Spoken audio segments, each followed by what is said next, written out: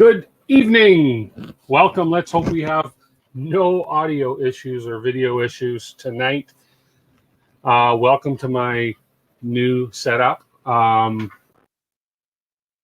pretty sure it is. I got a blue light. I'm sure people will tell me if they can't hear me.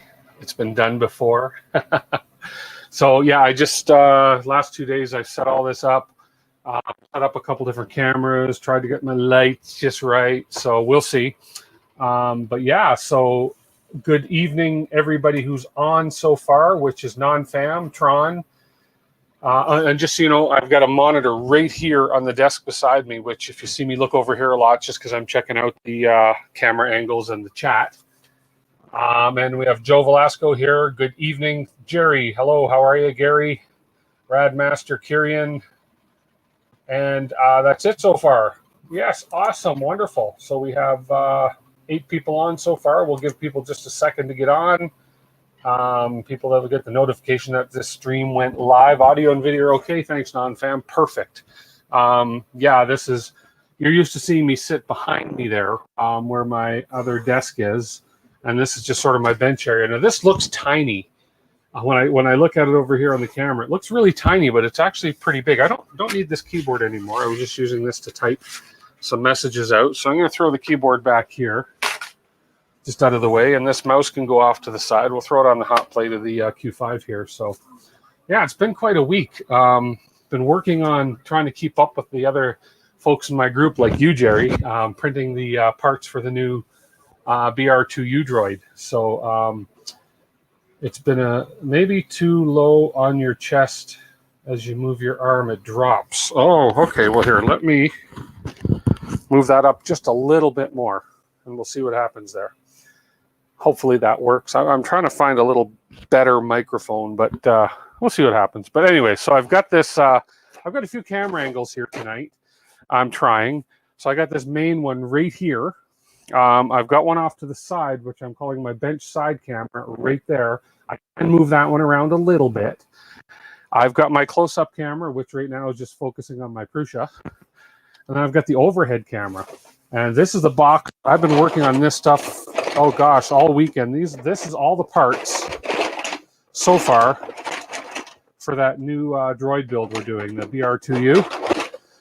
Now, just so you know, I am doing 2 of them at once. So all the parts in here are double the parts I need. Like for instance, these are the little frames that hold the gear motors and the tracks and everything. So there's 2 because I'm doing 2 sets of droids. I have somebody that wanted me to build them one at the same time. So I am doing that. And that's what's printing right here on the Prusa. I've been printing nothing but parts because there's a lot of parts to print in this one. I haven't even started the tracks yet, which is a huge undertaking as it is. Hello, Shadowfang. Thanks for popping in. And Guy the Jedi, hi. Okay, so tonight, it is all about this beast, which was supposed to be here last Friday, didn't show up, and I did the no-no again. I scheduled the stream, didn't have the printer in hand, put my faith in the delivery system, and we all know what happened there. Oh, it's hot down here tonight. And it's usually cold in my basement. My baseboard heater's off, but yeah, it's warm down here. So I think it's because I've had 3 printers running all day. So I've also got another one running right behind me. You see the other orange spool of filament right there. It's running more parts. That's a CR6SE running some more parts. So anyways, this little guy showed up. I did my stream last Sunday, which ended up being a stream really about nothing because this didn't show up. Guess what showed up Monday? This little guy showed up on Monday. So Shadow Fang, hello, and hi, Chris Travis, welcome. So let's get right to it. If you guys have any issues with sound, if you don't like the camera angles, if you can't see something, let me know. I can take this little close-up camera, I can move it around as need be. I'll probably end up utilizing that a little bit, but this is my first time doing a build in this sort of new setup here, so just let me know. That'd be great. So without any further ado, we got a few people here. Actually, yeah, I do want to keep this mouse handy. Where did I put it? Because I want to switch between a couple screens as I'm streaming here so that I can see what's going on. There we go. So without any further ado, let's open up the Kywoo Tycoon 3D printer. This was ordered on Kickstarter. I got this for about half of the retail value of what they're selling it for today. Actually, little, because I was one of the, I think I was backer 83 or something on this, so I was one of the super early birds. So, and it took forever to get here. You've all seen many other streamers do the builds and stuff on this, so this is nothing new, but it is new to me, and it can be exciting because you know me, I like to mess things up. So let's go. Let's open up the box. And I have not opened up this box to even peek inside it, so I have no clue what I'm in for. I've watched one build video of this a long time ago. So there we go. Okay, let's do the dramatic. Let's go to the overhead cam as I go boom. That. Here, that's going to hit this light. That. There we go. Right off the top. Okay, we have a user manual, which I will, hopefully it's a build manual too. Good. Because I'm going to need that. I don't know how much of a build this is. I don't know how much is pre-assembled, but to me it looks like it may just be on, but we'll see. User manual. We have a Kywoo 3D thank you card signed by every member of the Kywoo 3D team. That's nice. A little thank you card. So basically, thank you for the joining the Kywoo. Welcome to the Kywoo family. Thank you for choosing them, blah, blah, blah. Well, we'll see. Let's see how you do, and then you can thank me. And we have a, oh, no, I lied. I was backer number 187. I thought I was backer 87. I missed the one. Oh, there was an address there, but that's okay. I'll zoom that out. I'll filter that out later. But it's just basically a packing list of everything I got. Looks like I got, here, let's see. Looks like I got, how many printers do you have and up and running at your home at one time?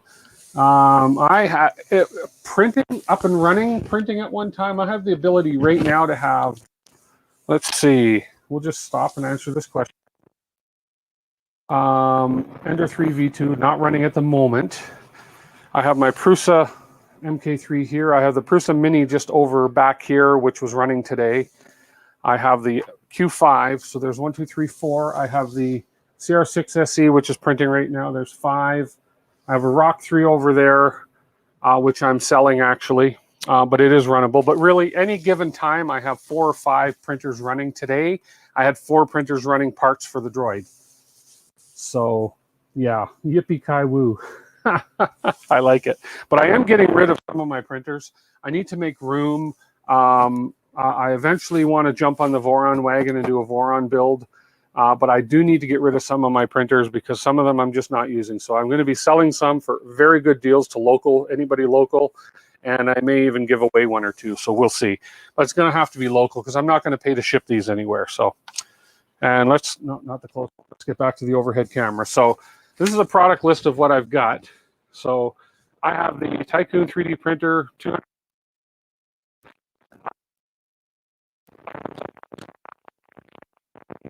About Octoprint. So I doubt I'm going to set that up tonight, but I may need help setting up Octoprint. Stretch Goal 2, I've got the all metal hot end and a 0.4 millimeter nozzle. I got a Tycoon PEI plate. Looks like I've got 2 of those. I've got one auto shutdown kit, one magnetic plate, one all metal hot end, and one main board. So that is the packing list for everything that I have in this box right now. So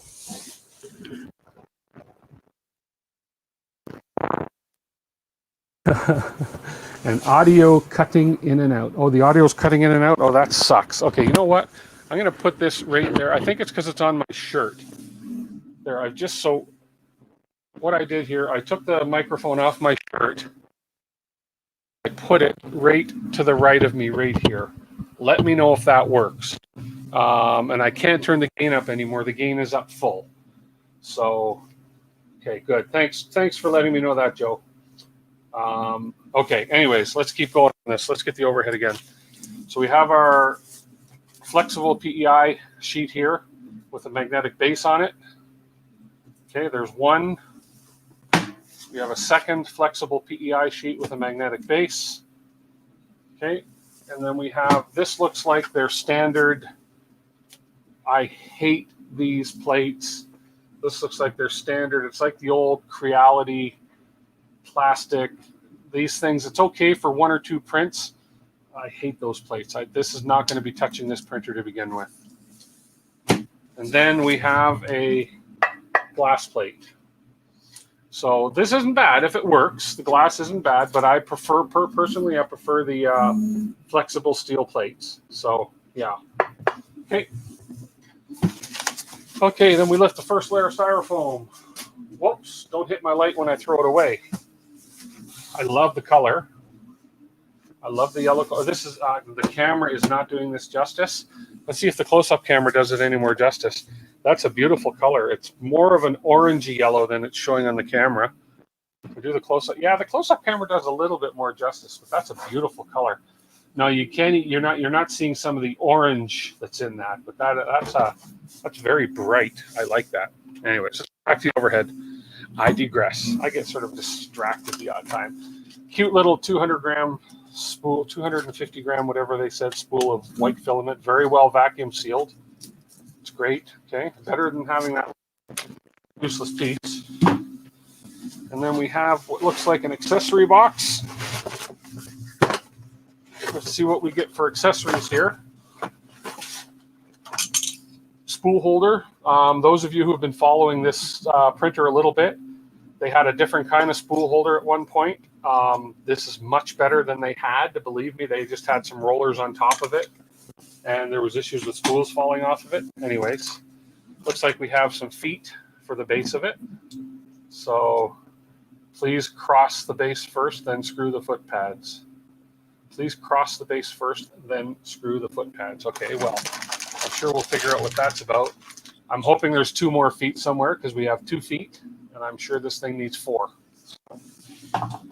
And then we have a standard,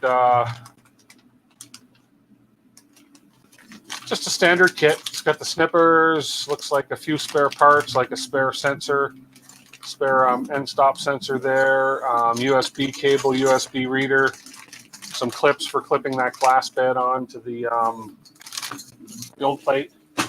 Okay, well, so that's the sort of the spare part kit or the accessory kit. Now we get to the meat and guts of the thing. So let's see if let's switch back here. See if I can do this without falling off. So I am going to, let's just see, let's just lift this top part out first. Okay, that's just one big piece. That is nice and solidly built. So cool. Handles on top to make things easier. So for now, I'm just going to set that just over in front of me right there. Okay. And we'll lift the other piece of foam out. And we have our build plate and our base, where the other 2 feet are indeed included. There we go. So we have a, I believe this is a 280. I'll measure it, but don't quite remember what size build plate I got. So we'll put this off to the side here. Power cord. And inside the box, auto shutdown kit, which was a, here, I'll just switch this view here. So this is just says auto shutdown kit. Let's see what's inside it. Don't know if I'll put that on right away. I think this was one of the stretch goal things. Yeah, that's a board involving some electronics and stuff. So, haha, me and electronics, I'm just learning. Auto shutdown kit.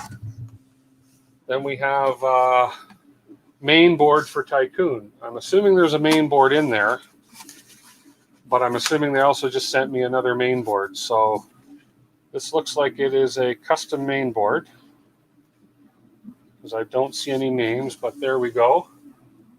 Or actually, it might be better under this camera. I'll give you a view of this main board. There we go. So it looks like they sent me a spare main board. It's got the silent steppers on it. We have the 4s. I believe those are 2208s. They're built into the board. 2208s or 2209s. So there we are. But that's a spare, I'm assuming. I'm not going to have to wire up the main board. And then this box just says stretch goals. So inside the stretch goals box, we have a whole bunch of fun stuff. Let's see. We have, this looks like, it's a little camera. So I'm assuming that is an Octoprint camera. That's a cute little camera. A fan for something. A fan attached to some funky board here. Oh, that almost looks like a buck converter of some sort. Matter of fact, that probably is a buck converter. They've got the adjuster there all plastic shut, so I'm assuming that's a converter to convert to whatever this fan needs to be, whatever this fan is for. And then, let's see, I'm going to assume that's an Octoprint board. I don't know. It just says Pulse BE National, but since I did get an Octoprint as one of the stretch goals, I assume that's an Octoprint. But anyways, I know nothing about it. It looks like we have an all-metal hot end throat, unlock stretch goal again, and we have a nozzle and another throat, and some screws to attach all this stuff. So let's just put this aside for now. That's all stretch goal stuff. That's going to take me a little bit to figure out how to utilize all that, and that's all that's in the box. There we go. And I just knocked over my close-up camera. Look at that. Always fun with me. Did I break it? Let's see. No, still works. Good. Whew. Let's have a drink of a cold beverage. This is strictly Pepsi Zero. I did not spike it. Okay. What's going on in the chat? Let's see. Yes, guys, hit that thumbs up. My goodness. What's in the glass, Tim? Pepsi Zero. Yeah, Kywoo's coming out with an IDEX. Yes, they are. They are coming out with an IDEX for sure. Okay. Let me get the book. And let's see how long, let's see what's involved in building this little guy. I don't see any screws. Interesting. Oh, there's some screws in this kit here. Okay. Let's move this aside. This is kind of impeding the camera. There we go. You completed your MK3S upgrade today. Cool. I'm curious to hear about that. Okay. So let's see. To start with, this is listing all the parts we should have. I'm just going to open this bag, make sure I did get my screws. Another spatula. Yay.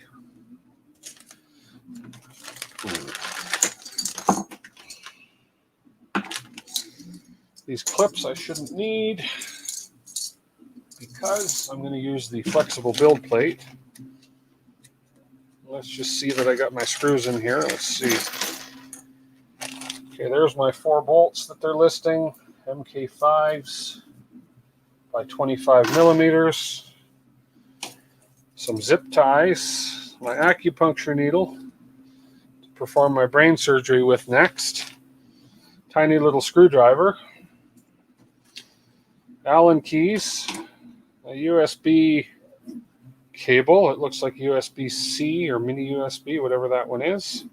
Same one that's on the Samsung phones and stuff. We got some springs for some reason. Don't know what these are for, but we got some little springs. So yeah, we got our standard USB drive with the micro SD in it, and then we have a, looks like a spare. It's just a spare end stop switch. Okay, and a spare nozzle. This is using the standard. Same nozzles as Creality's printers, and a nozzle wrench and a little piece of PTFE tubing. Okay, it looks like I got all the parts.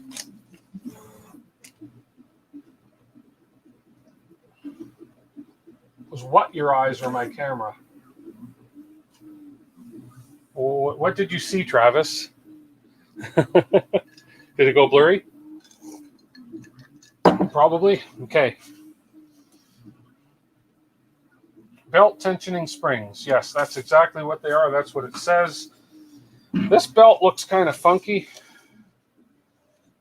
like it's been sitting around a while. So this belt here, kind of twisted a bit, but it's just, it's tight.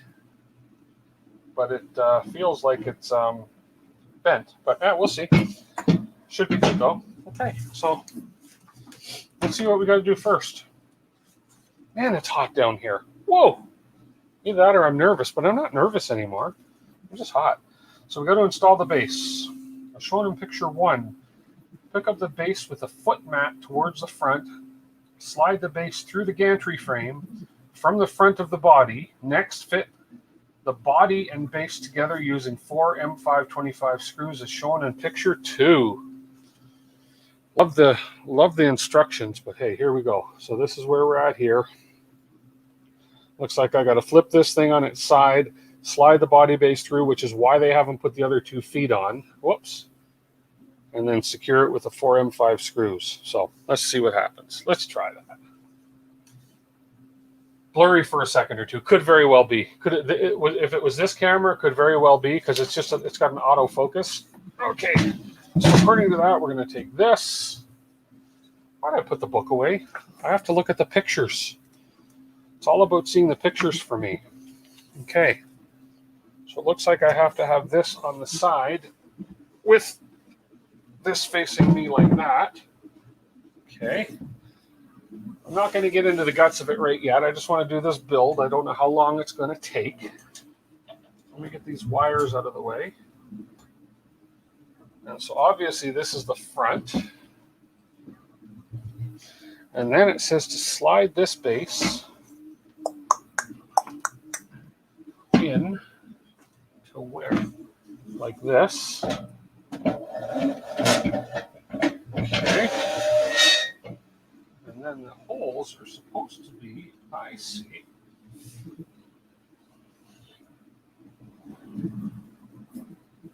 So we slide this in. There's 2 holes there, 2 holes up here, but I did not see. Huh. Does that go all that way in?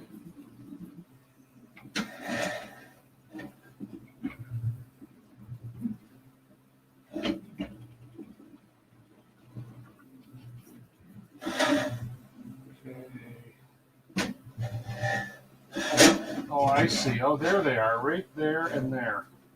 Ah, the holes are right here. Okay. Would not go that far in, of course.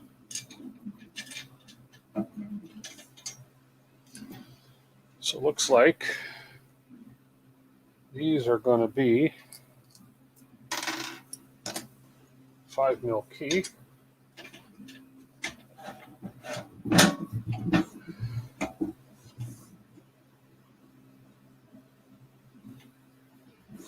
And we screw these in from the bottom here. Hey, Kit. Unos. Down to dos. Did it line up? Yeah, we got a hole there. That's what she said. Now, you guys hopefully can still hear me.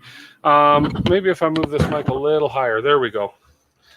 I've got to set up I've got a boom Yeti mic that I've got to set up yet, but truth be told, I can't find the base for it. I took the base off, put it somewhere where I wouldn't forget it, where I put it, and I can't remember where I put it. Okay, and the fourth one, and then we'll tighten them all up.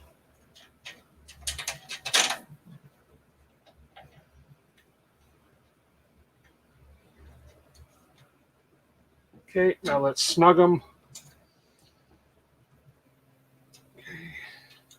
Again, keeping in mind you're screwing into aluminum extrusions. You don't want to reef on them because you can strip aluminum fairly easy. I learned that the hard way. And just make sure these are snug. There we go. Now the next step should be to attach those last 2 feet. Let's see. Step 3, connect the cable with the y-axis. Oh, we got to connect some cables first. Okay. So we have some cables down here. You know what? I wonder if I'm better off to turn this towards this other camera. Let's look. Like this. Give you guys this view. There we go. Maybe we'll give you this view for now so you can see what I'm doing. How's that? And I'm going to bring the mic. This is going to be called Move the Mic Around Night because I can't wear it because I think it interferes with the sound. So move the mic right over there. So now we're looking at the bottom. What I did there was I just attached the 4 screws here, which joined the base to the gantry, okay, or whatever you want to call them. Now it says connect the cable with the y-axis motor and connect the end stop switch cable as shown in picture 3 and 4. So we have the y-axis motor and we have the cable that goes in right here. Let's just make sure. I'm not going to assume. Yep, that's the Y. There we go. And there's an end stop cable. Well, let's just look. We're going to obviously connect this. I'm jumping ahead, but this is obviously a main power here. And this is going to connect with this. I'm pretty sure I can get away with saying that. Yep, this way. There we go. And this looks like an end stop switch, which is going to go. Where is that end stop?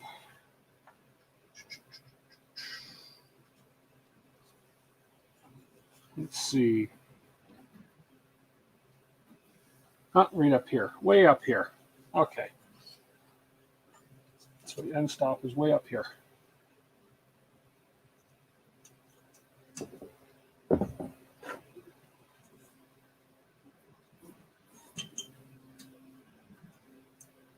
That doesn't feel right. But I guess it's it. There we go. Okay. Okay.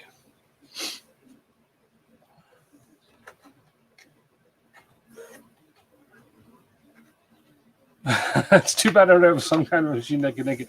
Oh, what a smart ass. I've got the Yeti base. It's somewhere in my basement. What a smart ass. Good one, though.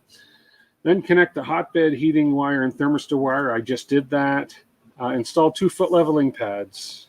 Yeah, okay, so now we're going to install these feet. But this says, please cross the base first, then screw the foot pads. Oh, okay, so what it's telling me and is basically make sure I put the base in and attach it first before installing these.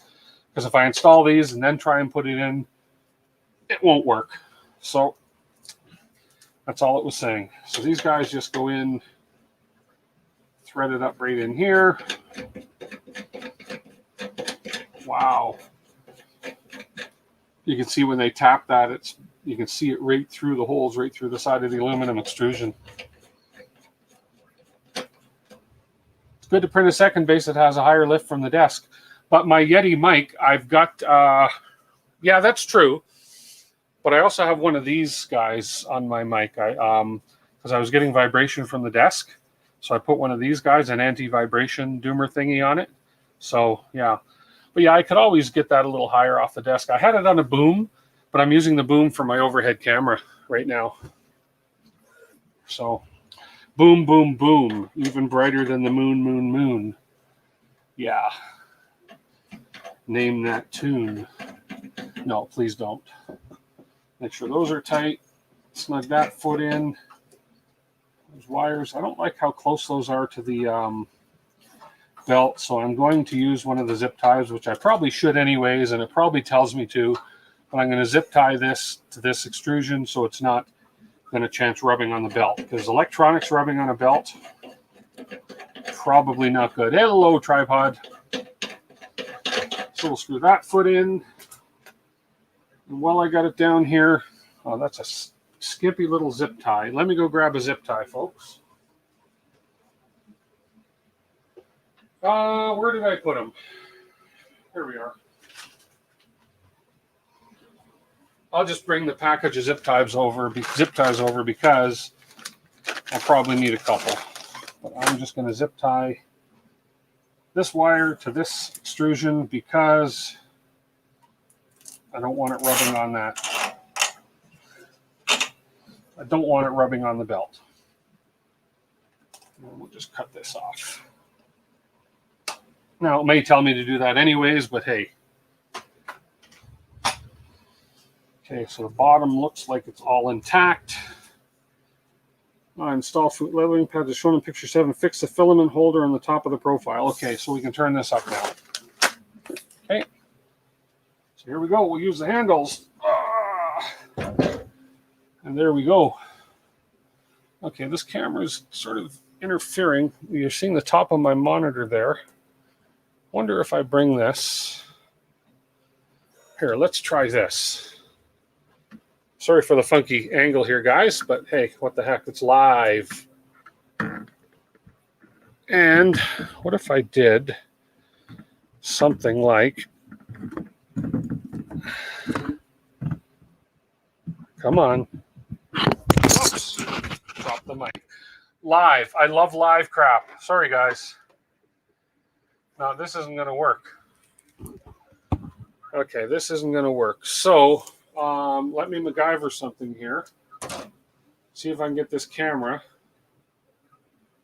That's a bit better. That's a bit better. There we go. I just wanted to, it was cutting off the top of the monitor there. Okay, anyway, sorry about dropping the mic there, guys. So here we go. We have this. And again, I don't like this wire just hanging loose down there. That's for the ZN stop. But I'm sure I can put that back in eventually. So here's where we put the spool holder. Yeah, the old spool holder they had was sort of like a the spool holder that comes with a Mini. It was a little thing that sat on here with rollers, and the spool would literally sit on this thing and roll, but it could fall over either way. It was terrible.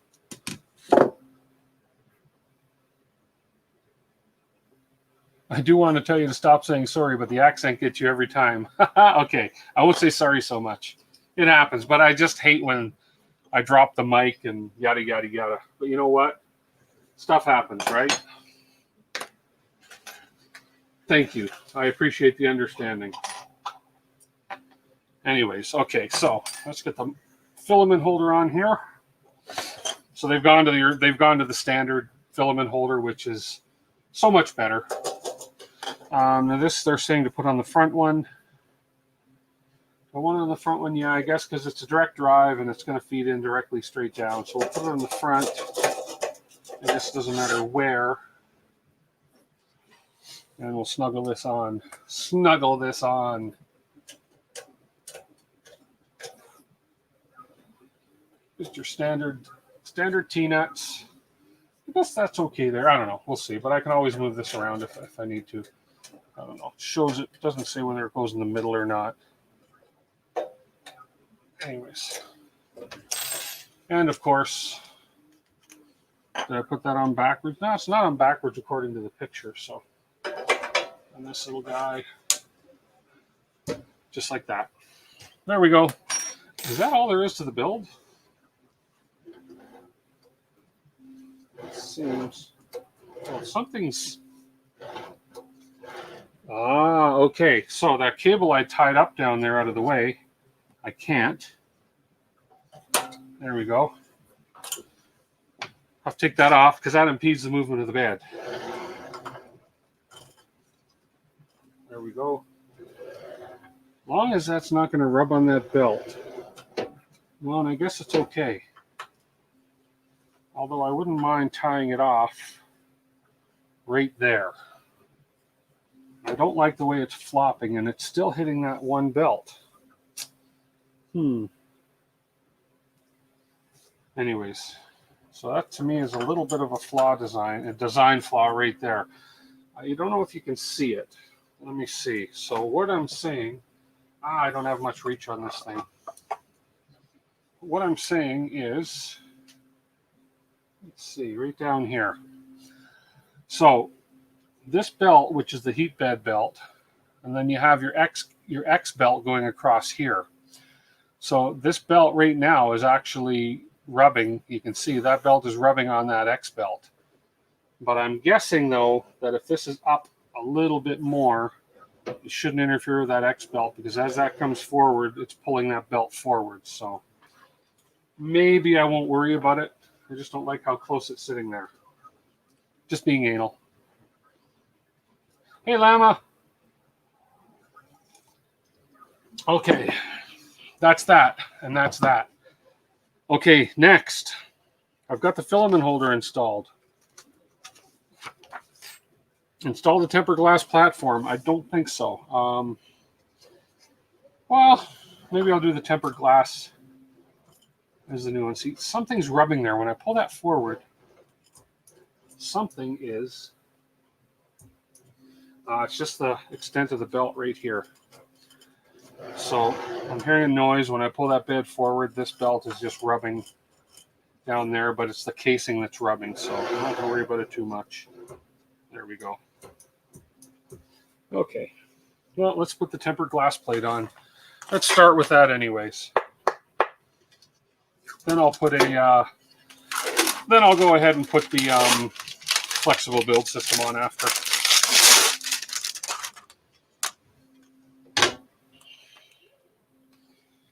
Those, and somewhere I put the high-tech, where did I put the high-tech bed plate holders? Here we go. You've never seen a Z belt underneath. No. Oh, maybe that was a, did I say Z? Perhaps it was a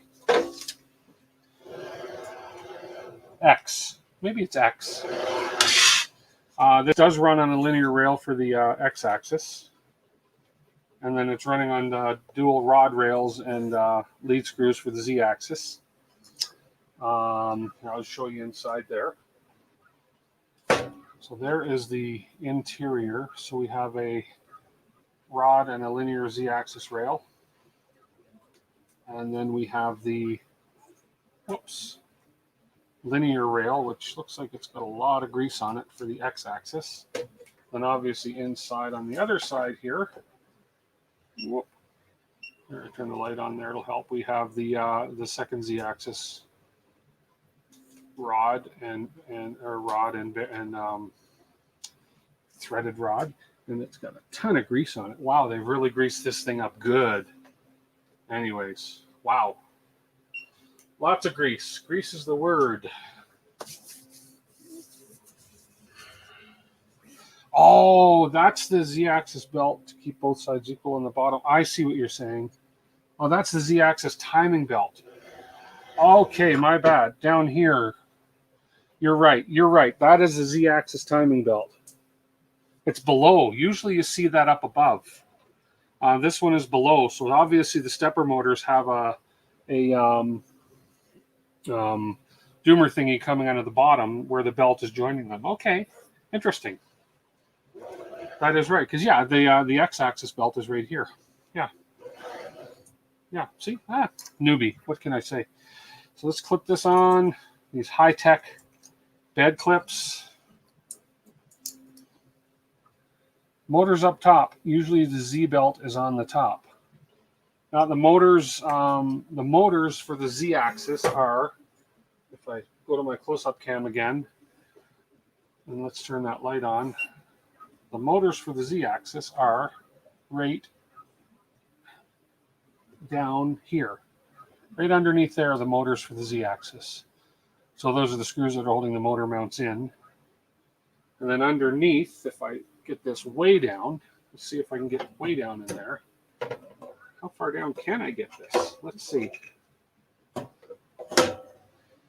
You can just see where the Z-axis timing belt is attaching to the pulley. You can just see the pulley under there. And that's coming out of the bottom of the stepper motor. Okay? And then the top of the stepper motor is just right there. And then underneath on the bottom of that stepper motor is where that Z-axis belt pulley is coming out. So, yeah, it's different. It's a different setup for sure. Z-belts on top are a bad thing. Can cause wavy walls if lead screws are bent. On the bottom is better, just need the bed wire not riding on them. Yeah, and that's just it. Once this bed wire, if the bed's fully back like this, then this bed wire is touching that belt. But you're never going to be printing I mean, how often is your Z-axis going to move up and down when this is way this forward? Chances are it's going to be about that far ahead anyways, and as soon as you move it slightly up, it's no longer contacting that belt. And if I just put a little zip tie right on this side of it, so I'm not impeding the length of that cable, it's going to be fine. So I think it's fine. We'll see how it goes. Only one Z motor? Let me see. Nope.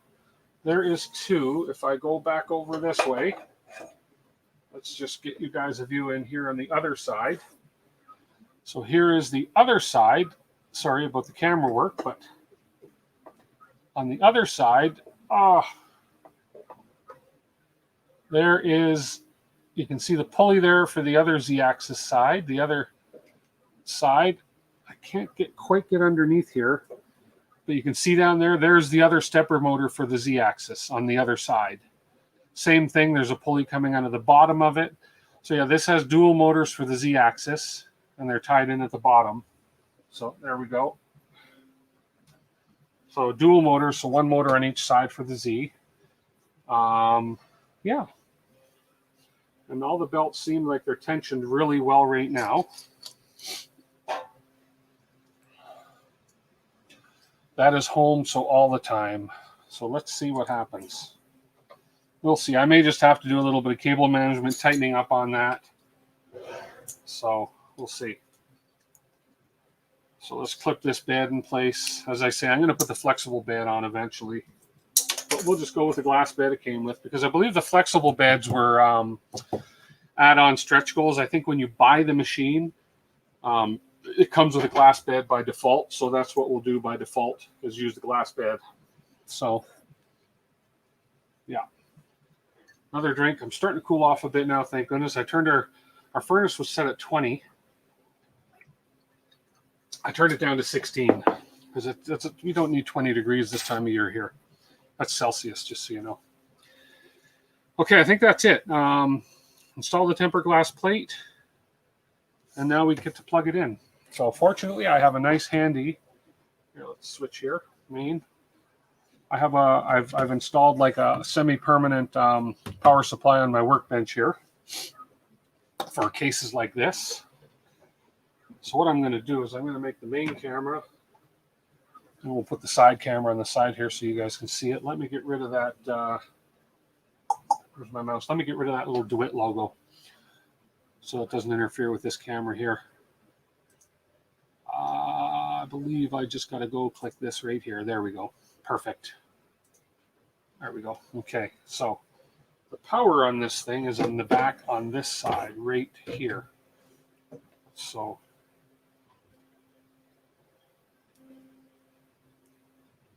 hey, old curmudgeon. And hey, Brian Baker. Windows wide open there in the office, getting mighty toasty down here. Yeah. Always assume it needs more tightening.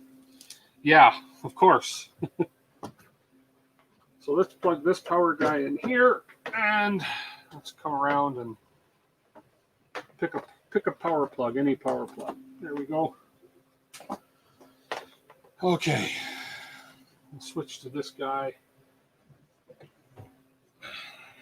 First thing we'll do, we'll grab the little screen protector off of here.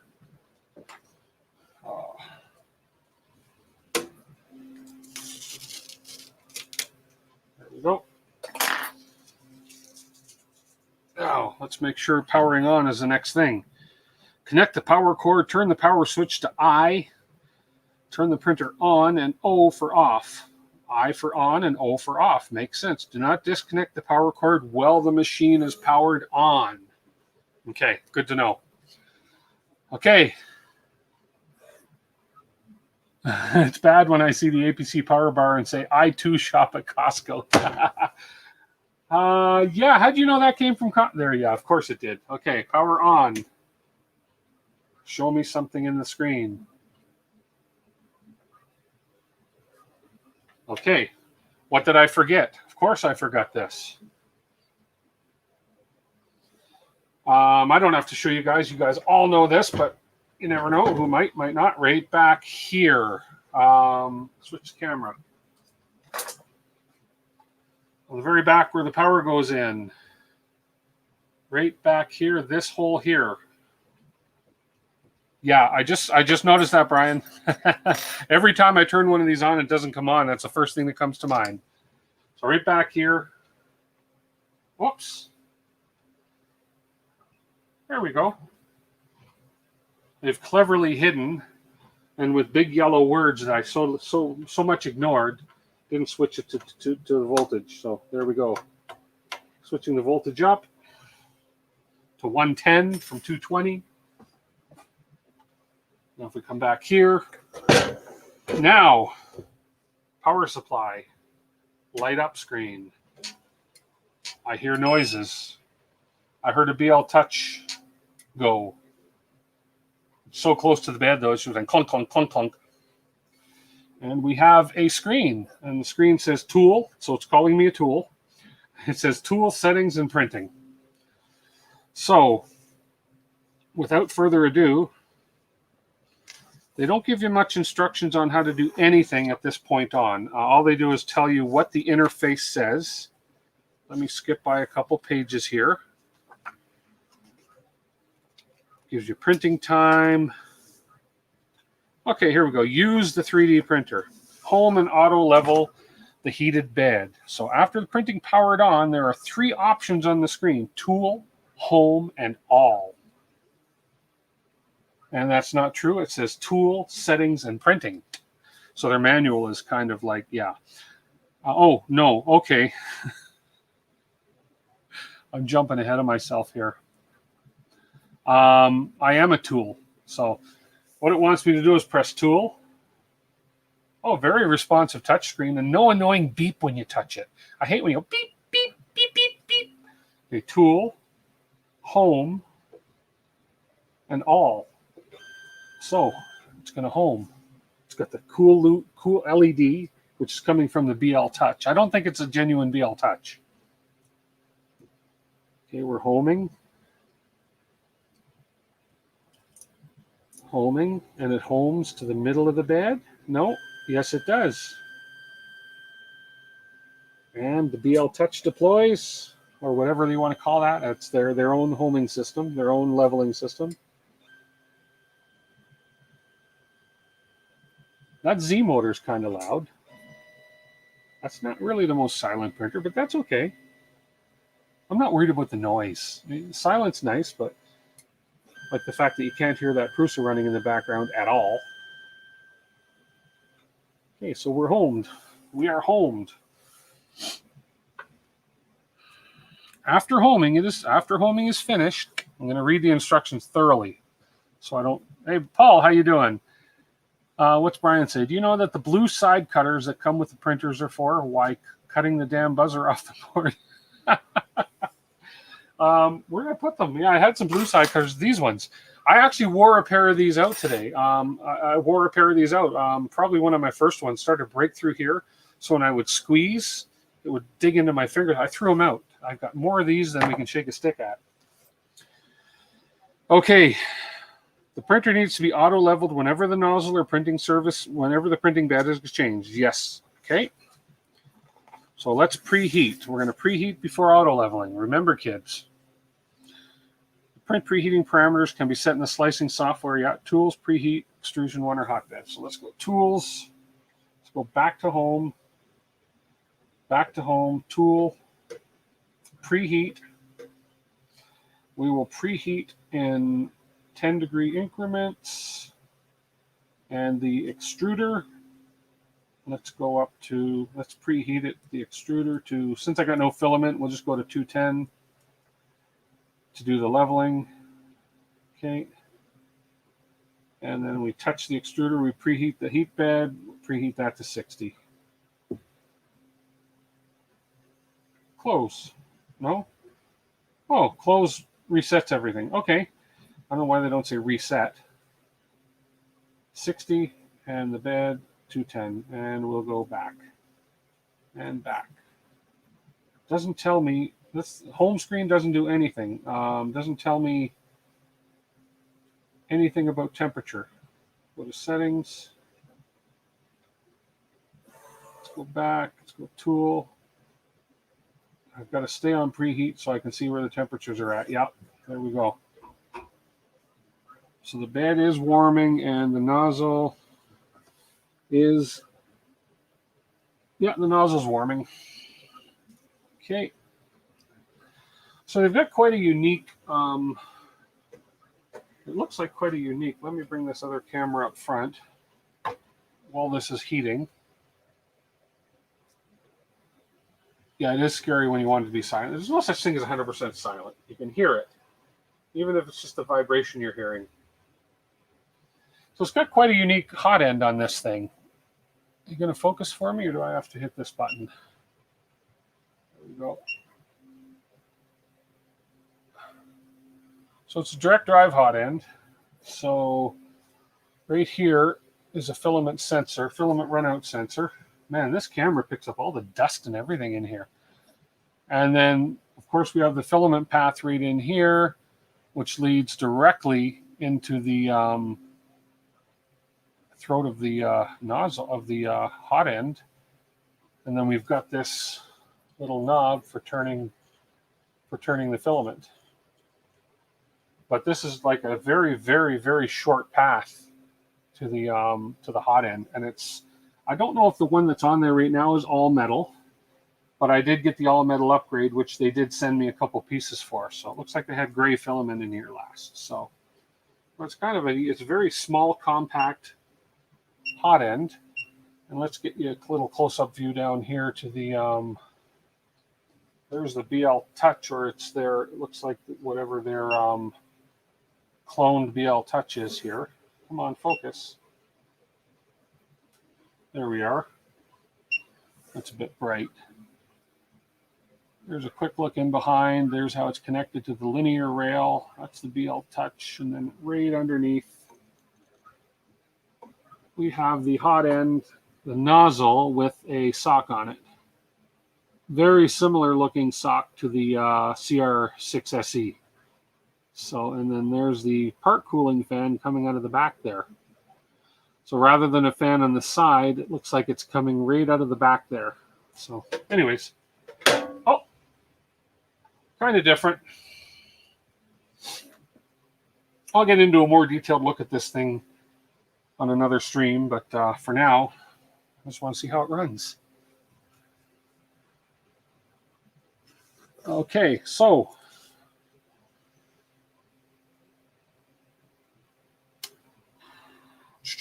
preheat, load filament. I want to level before I load filament because I don't want to have any filament in the path while it's leveling.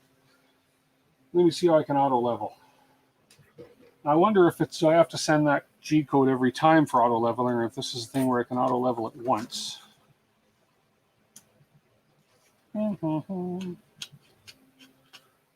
Let's have a look. Let's try it. Let's forego the instructions.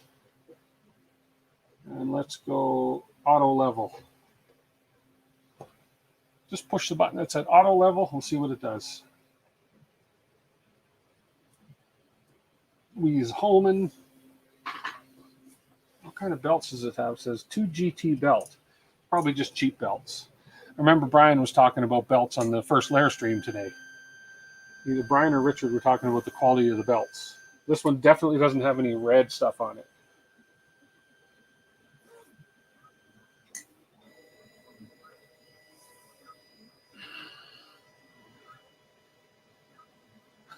They say silent printing, and they use a jet engine for a power supply fan. That's so true. So true. Hey, John Dusam, how are you? Welcome. Wow, great. Oh, you watched the ERA 20 long time ago, and you got one good. Nice little printer. Okay, so this is doing its auto leveling now. That is nice and warm. Should have cleaned the bed with alcohol first, but it had a sticker on it. It should be okay for the first print. And we'll even use their little sample of spool sample of filament, sample, whatever. We'll use their filament that came with it to test it. Very well packaged.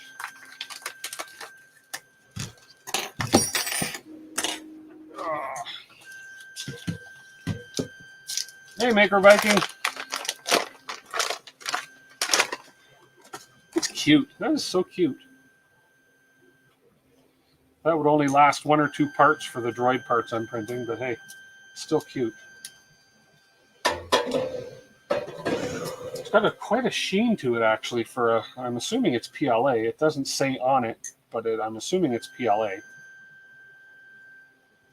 But it's very, very shiny and slick.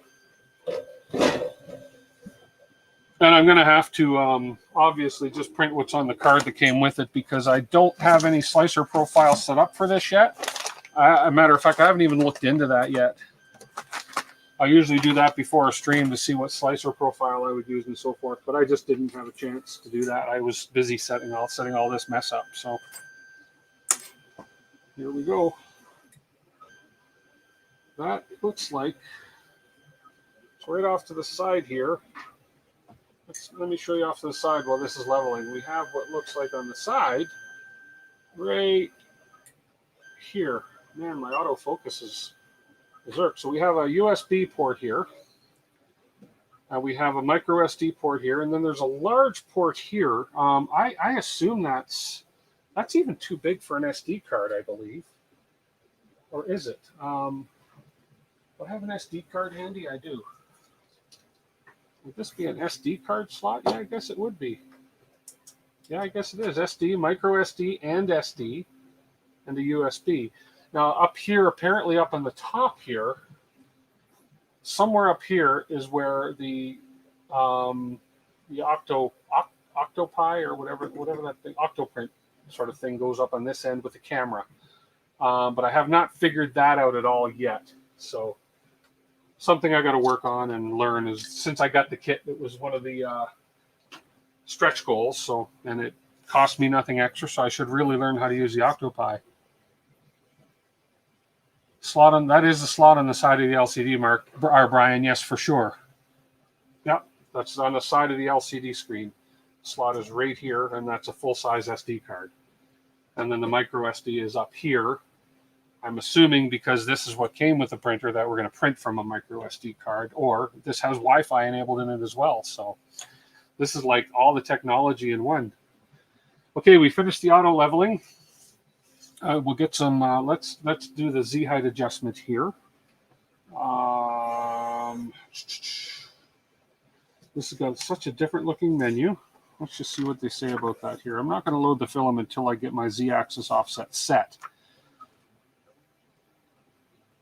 Oh, and so, it's got an auto leveling test file. Okay. Okay, well, let's load the filament then, since it's saying that that is what to do next. Let's move X over. Bigger increments than that. Come on. 10 millimeters. Just hold it and let it move. No, only moves in 10 millimeter increments. There we go. And let's move Z up. There we go. Let's just get Z up just to load some filament.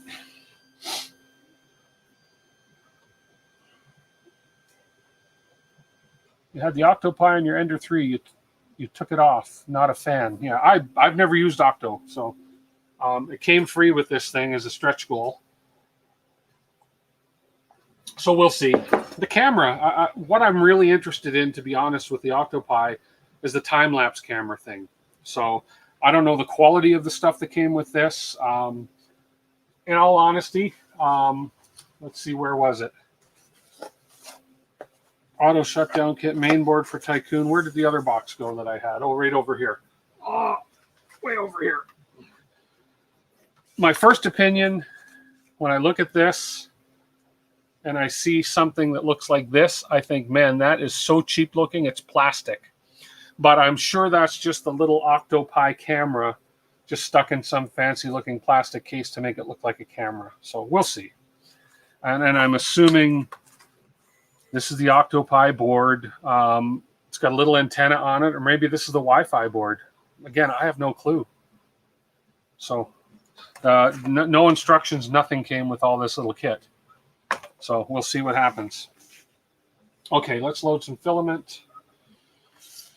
Better read the instructions, because you know when the hotbed and nozzle reach your set temperatures, pass the filament through the filament detector module and insert into the extruder and the nozzle. When you see the melted filament flow to the nozzle like the flowing picture, then the filament is successfully loaded. I don't know if it has auto load. I doubt it has auto load. Let's just see. So let's cut the standard angle. Okay, so we're going to go through the filament runout sensor into the path. Oh, and then I guess I can just use, wow, that's real easy. Okay, now let's feed filament in through this. Is there any way just to feed filament? I can turn it in through this, but I would prefer to feed it. Let's see. Extrusion. Let's go 5, 10 millimeters, and let's extrude in. Let's extrude 40 millimeters just to make sure we have the right color coming out. So we're getting extrusion. Awesome.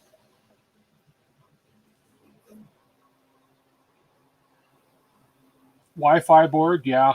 Okay. Makes sense too, right, Brian, for the Wi-Fi board, because that's got, because we have the antenna. Why else would there be an antenna on that? And it's got a micro SD card into the side, and it's got a, not RJ45, but whatever that cable is there, and then a USB cable here.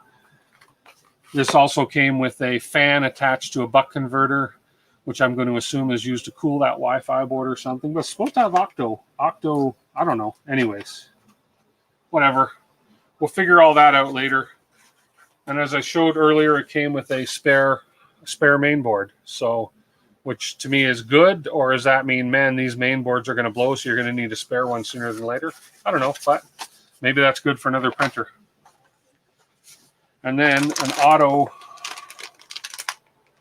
See, this is massive. Let me open this up. This is an auto shutdown kit, which I guess was another stretch goal. So that's interesting. Okay, so we have some wires. Okay, and then we have a button, like an on-off button. And then we have a board. Again, high voltage area, do not touch, maker base. Maybe it's a timer. I don't know. I mean, auto shutdown kit. So no clue what that's for. Obviously, we have input voltage, output voltage. Wiring in an on-off switch to it, which I don't know where it sits. Auto shutdown kit. So we'll see. Not really sure what that's for. Not intimidated by the electronics anymore since building these droids, but no clue what to do with this. But I'm sure on the website or on their Facebook page, there are instructions on what to do with that sort of stuff. So The antenna allows the government to monitor your activity. Exactly. Thank you. It's a conspiracy. It's an inline shutdown board. It sits between the PSU and your main board. Okay. Reason? Is it like a safety thing?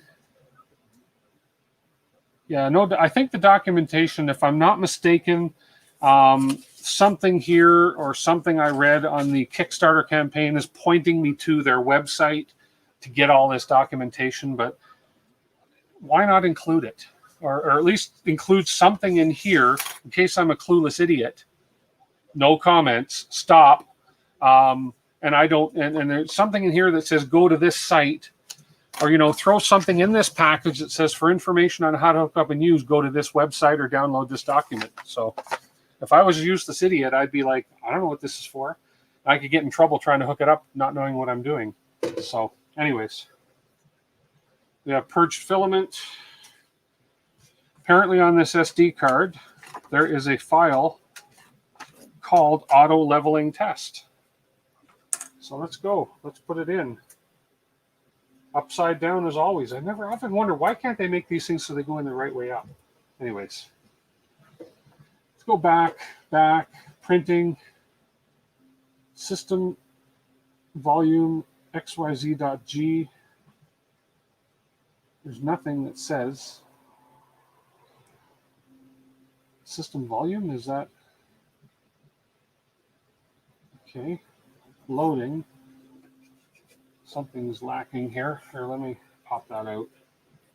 Back in no files found, of course. System volume. Loading. Is this one of those things where it's in a subdirectory and I've got to go, oh, so you just check Radmaster, it's on their website? Okay. Yeah, I figured kind of that's where it would be. I think this is a case where they've put the files on this thing in a subdirectory, and they can't. No files found. Of course, there's no files found. Now there's a whole bunch of files that have popped up. Auto leveling. Auto leveling. Doesn't say auto leveling test, but it says auto leveling. Let's go ahead and hit auto leveling and confirm. Let's just see what this does.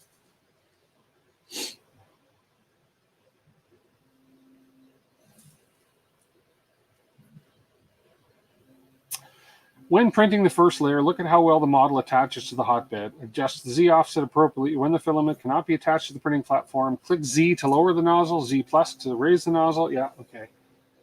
So let's go option. And where's my adjustment? Baby step, right there. So we'll have that ready. Let's see what happens here. Right, let's give you guys a close-up from behind. It's a nice thing. It's an open-end, two-sided camera. Let's see if this does anything. Here we go. I'll get this piece of filament out of there. See what happens here.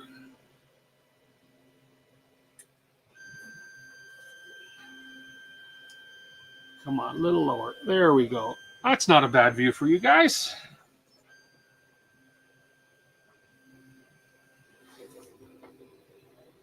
And we've got way too close.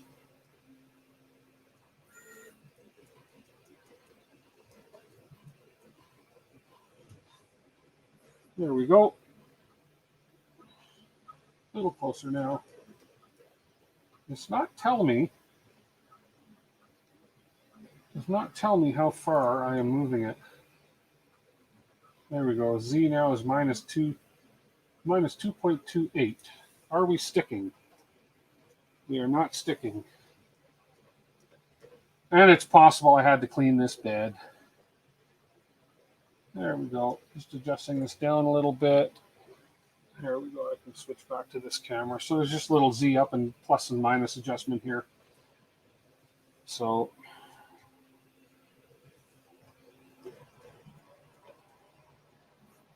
very slow to respond. There we go. It looks like it's just printing. And those are sticking. Okay, let's see. Yeah, that's pretty well sticking now. So the Z offset on this is minus 2.410. Although in the back, oh, that's just, I had a loose string back there. I can probably go down one more. Yeah, maybe another couple.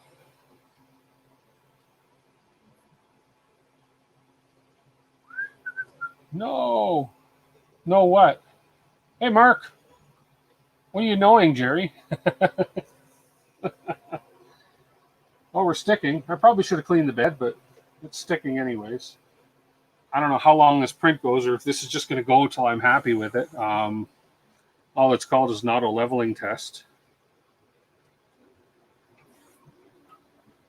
Is it firmly attached to the bed? Yes, it is firmly attached to the bed. No, you're going to go to the middle. Let's just see what it does.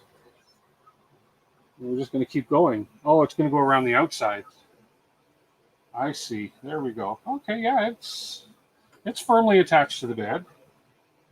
Mind you, if I pull on it really hard, it'll come off, but I think it's because I need to clean the bed.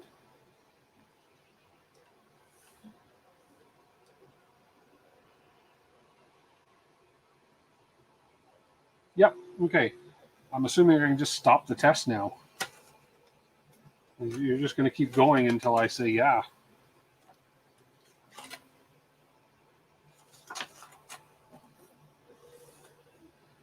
Yeah, let's just stop. I think that's just going to keep going around and around and around until I say yeah, I'm happy with it, and I'm happy with it. So let's stop. Stop. Confirm. Okay. Store settings. There's nothing here to store settings. There was nothing to store settings. I think it automatically stores them. We'll find out. Let's pull this all off. And I'm just going to give this bed. I know it's hot, and you're not supposed to clean a hot bed, but I'm not going to let it cool right down first. Let's give it a little spray.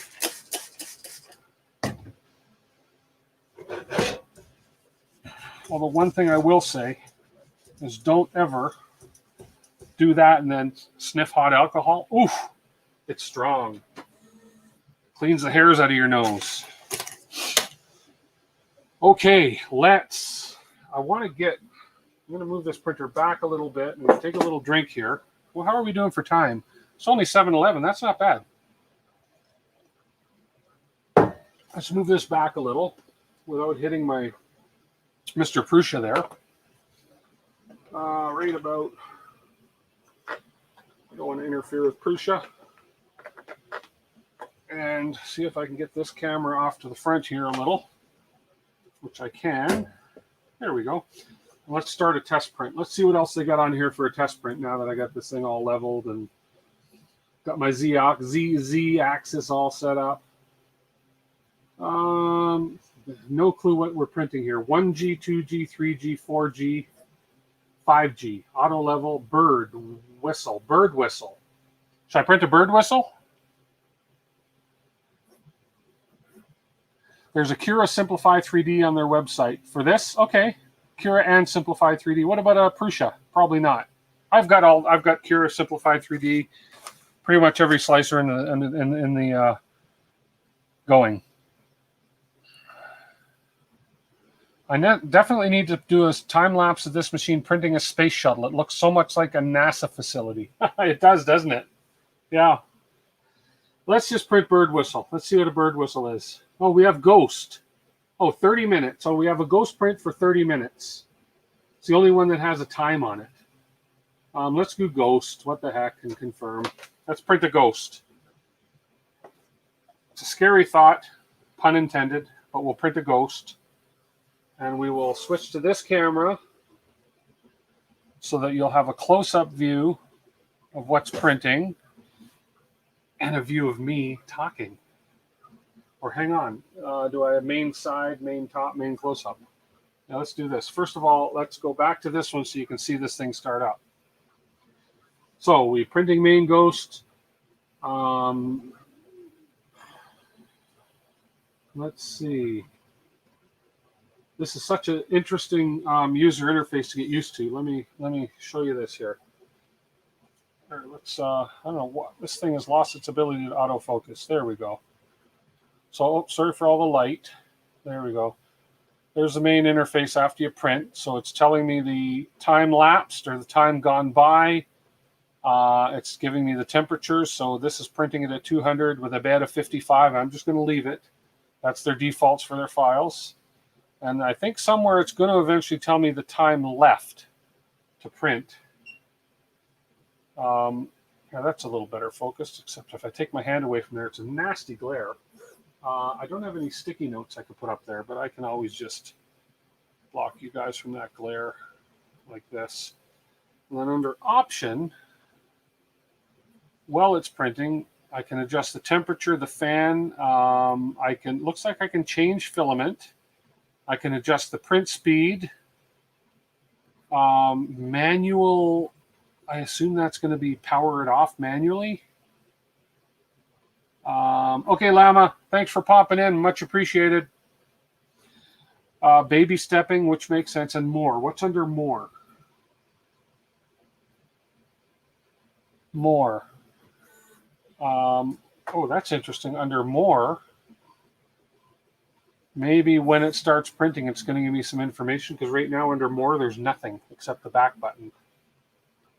Okay, back. Let's see. So we're just waiting for this thing to heat up. Looks like it's heated up, and we're going. So let's go back here. Just going to look under that more button real quick and see if there's going to tell me anything now. No, still nothing under the more button.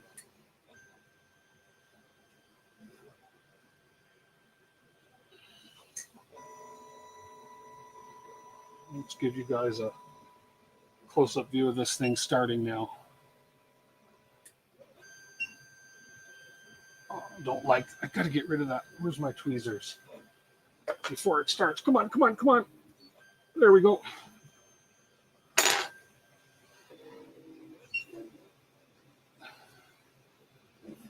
Doesn't do a purge line or anything. It just gets right into a print. Look at that.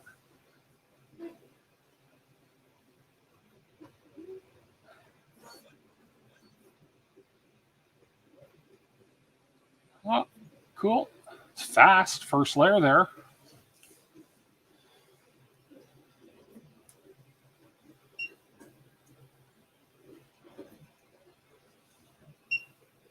Come on, I'm trying to get you guys the best angle here. There we go.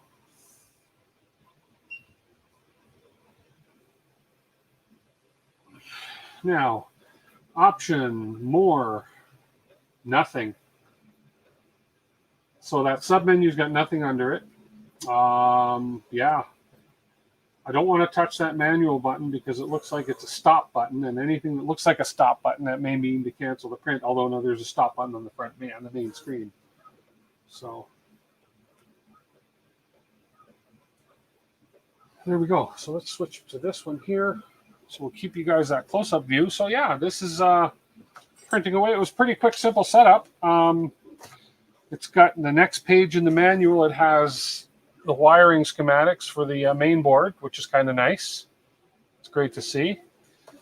Can I make a mini sword for Ethan? He lost the one down the drain. Oh, yeah, I can do that. Of course I can. Not tonight, but I got to design it up. But yeah, I can make a mini sword for Ethan. But hey, when I get my CR30 Maria, I can make him a sword this long. But yes, of course. Of course I can print him a mini sword. So this was quite an easy build. The interesting part's going to be, for me, figuring out what this auto off switch is. How to use this. I'll look up the documentation and read it. Yeah, everybody say hi to my lovely wife, Maria Webster. She's on chat. Yay. Yeah. She's at her sister's tonight. So we have the auto shutdown kit. We have the spare main board, which I don't really need right now, but it's good to have. And then again, we have this Octo kit. So I'm going to assume that this is a Wi-Fi /Octo module of some sort, and that this is a cooling fan that sort of integrates somehow with this Wi-Fi Octo, which integrates somehow with this camera. Yeah, I'm sure the camera plugs in here somewhere. I know that there's a file for me that I can print the Octo arms. Now, maybe that's part of the files that are on the disk. Maybe that's something I have to download, but I have seen the arms that are printing for the Octo, and then the camera goes wherever. But I want to do some time lapses and try that. So more fun electronic stuff to work on. But thanks to all my buddies in this build we're doing for the droids, Jerry, Jason, John, and especially Sam. They have taught me a lot about electronics, and so I am no longer intimidated by this. Used to be I'd go, stay away from it, but this is getting more and more fascinating. I'll even touch it with a soldering iron if I have to. So, but I'm pretty sure I don't have to for this. But yeah, we'll see how this goes. And then we'll look at these later, but they're calling this an all-metal hot end. So all that is a throat. So there we go. There's their all-metal hot end. It's just a throat for going in the hot end here, which I can see is definitely all metal because the throat stops. The filament goes from here to here. So the filament path, the Bowden's not going to go beyond the heatsink. So, and this one is another all-metal with another unlocked stretch goal. It looks like a titanium nozzle or something. So yeah, very cool. And on top of those, this can basically in the garbage because this is that cheapo plastic, beautiful Creality style flexible bed. But these are great. These are the PEI metal flex plates. So yeah, oh, they look nice too. I wonder if that'll fit the CR6 SE. Ooh. Oh, look, let's see. Ooh, I could use one of them on my CR6 SE since they were generous enough to send me two. Very cool. Because I'm having a hard time finding anything to fit the CR6 SE. Right now, I'm running the Prusa PEI bed on the CR6 SE. Works beautiful. I wrecked the build tack. I wrecked the build tack by printing PETG on it. I don't think I was supposed to print PETG on the build tack. So hopefully it requires some soldering. Yeah, well, yeah. I'm a pro at that now. I got look at this. I got me a really cool soldering iron, a Weller, which apparently is pretty cool. Pretty high-end stuff. Yeah. Oh, look, our print's coming. It looks good. Looks good so far. Here, let's get a bigger view. Looks not bad so far. Nice and fast. So let's go through the rest of the manual. We have the circuit wiring for the main board. I'm assuming this is a 32-bit main board. No clue how to tell, other than reading the instructions. Then we have a troubleshooting. Oh, very cool. It's got a troubleshooting flow chart. So, you know, you find your problem and you go here or you go here. Pretty cool. In multiple languages. And that's it for the instruction manual. So yeah, we'll just let this test print go. It's a 30-minute print according to the what it said on the SD card, and it's already 17% done. So yeah. CR6 SE alarm just went off because I mentioned it. Do you think it's an insult to Prusa to be printing a Prusa bed on the CR6 SE? Right now it's printing, I don't know if you can see from this camera view, you probably can't, but it's printing. I decided for this next droid, I am printing bright orange Prusa PETG. I have a lot of it because I got some of their PPE PETG, which I never ended up using. And so I'm printing a lot of this next droid in the Prusa PETG orange. Bright, beautiful orange, which is going to contrast beautifully with their black. And so I'm printing the some more parts on here, some larger parts on the CR6 SE using the Prusa bed. So, because it just fit perfectly.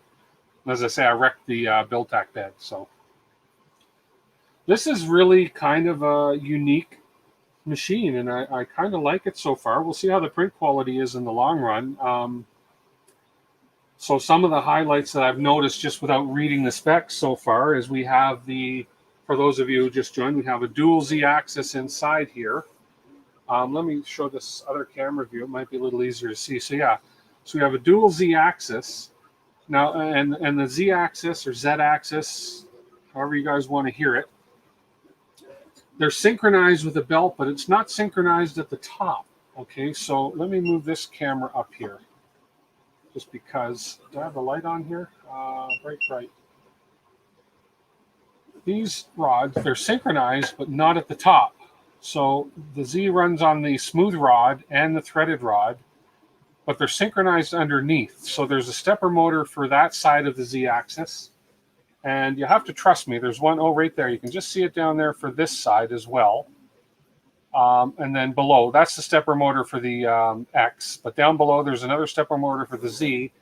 And way underneath, I don't know if you'll be able to see it, but way underneath is where the timing belt for these two threaded, the timing belt is underneath. So the bottom of the stepper motor has a gear pulley gear on the bottom of both of those stepper motors.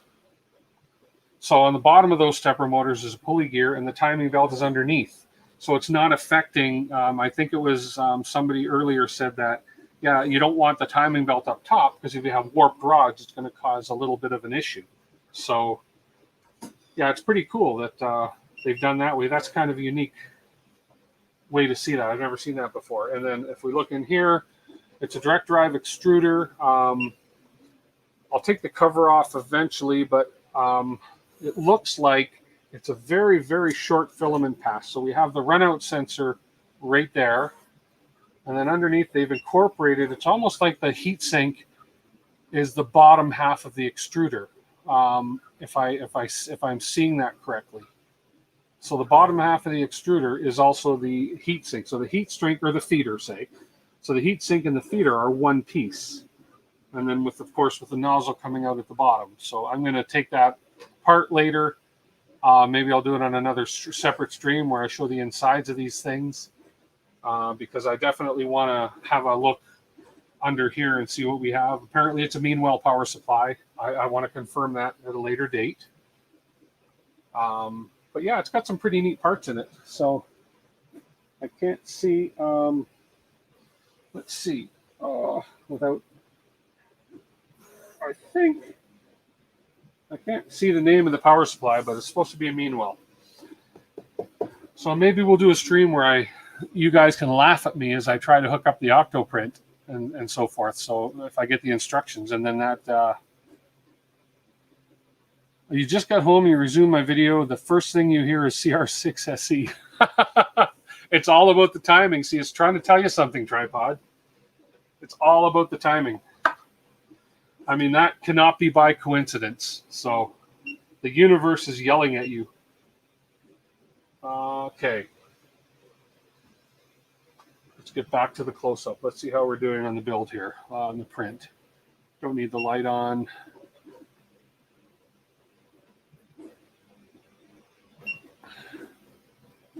And it's looking pretty good so far.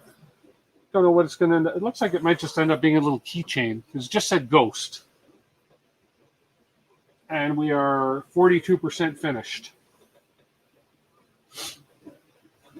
So I think what I'll print when I'm done this, I won't bore you with staying on, but when this is done, we'll have a look at it.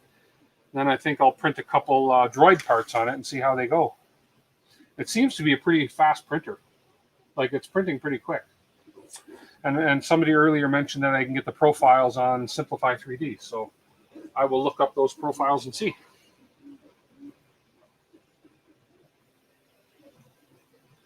I haven't even looked over to see how many people are watching my stream tonight.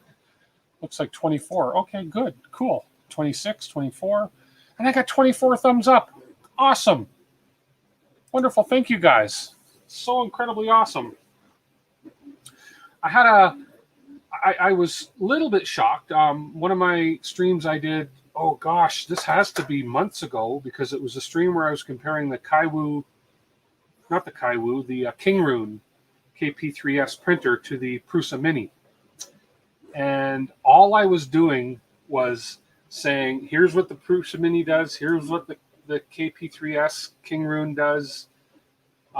This is what you get with this. And boy, I got trashed on one of the comments saying that I should have had the same build surface on them. I should have been using the exact same filaments, et cetera, et cetera. But I wasn't trying to do a controlled experiment with them. I was saying, this is what you get for $239. This is what you get for whatever the Prusa Mini costs. And it was like, you know, whatever you can afford, this is what you're getting. I wasn't wanting to create an exact environment for both of those printers. It's like if person A buys a Kywoo and person B buys a Prusa Mini, this is what they're going to get off the Kywoo with the build surface that it comes with the filament that they're using. This is what you're going to get off the Mini with the Mini's build surface, with the Prusa Mint, or with whatever filament you get with it. So that's all it was. So I was actually really shocked to see that comment. I responded politely and said, I see your point, but this was not meant to be a controlled environment experiment. This was just meant to be, this is what you get with printer A, this is what you get with printer B, this is how they compare. So, yeah, it's all good. Haters gonna hate. Yep. Yeah, it's all right. And I'm not a hater. I mean, it was an honest opinion. If it was a controlled environment experiment, yeah, it was all messed up, but it was not a controlled environment experiment. It was a comparing printer A to printer B. Yep.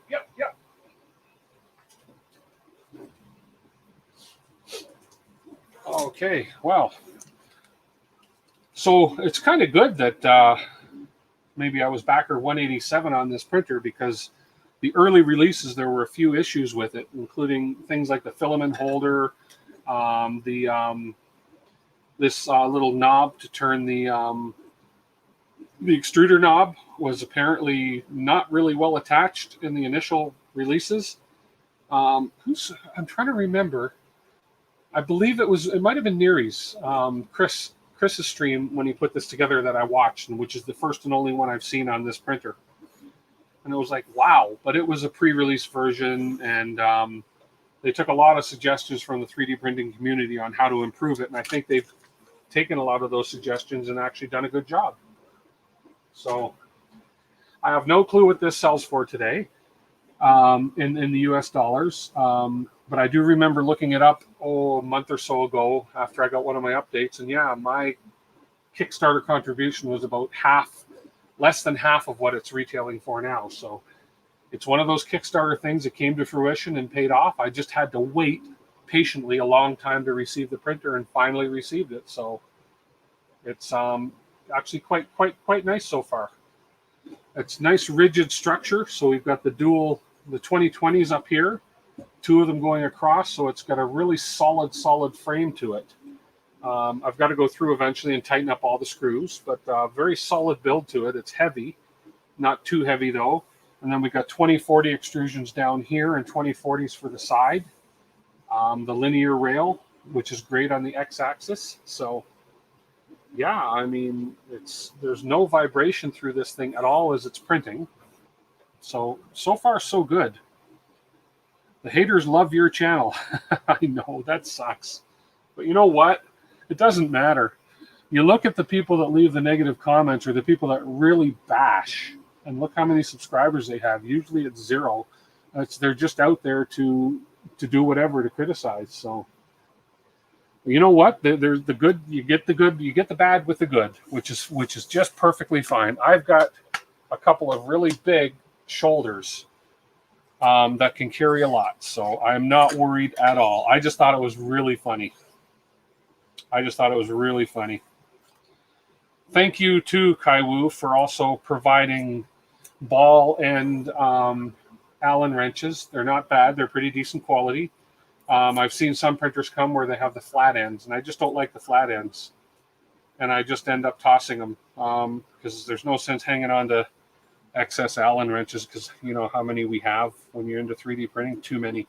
I actually got a set. Where'd I put them? I thought I brought them over here. I bought them on Amazon a while back. Where'd I put them? Oh, right here. Whose stream was I watching the other day and I saw a set of these sitting on their bench? Was that you, Tripod? Anyways, no, it was, oh, who was I watching? Anyways, that's a nice little set right there. It's a metric set from Amazon, and it was not expensive at all, but it's a good quality set. So that's kind of my go-to set when I'm doing repairs and stuff right now. Nothing wrong with what you get with it, but I just keep this with the accessories with the printer, and I just use this for my everyday work. And I rarely touch the big ones because most of the ones for 3D printing are working in this small set. So that was pretty good. I think that was like 25 bucks on Amazon for that set. Pretty decent. Pretty decent. 3D printing Nero. 3D Nero, I saw. He has the exact set. He's Canadian as well, so he probably got it from the same place. Same Amazon site.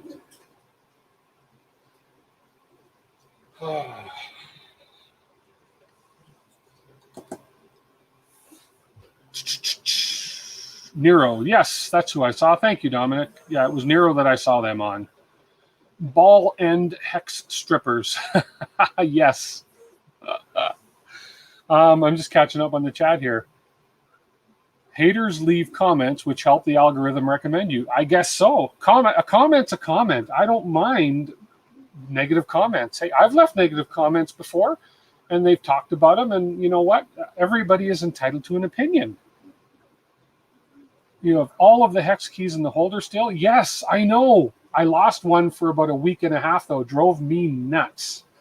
But it's too embarrassing to say where I found it.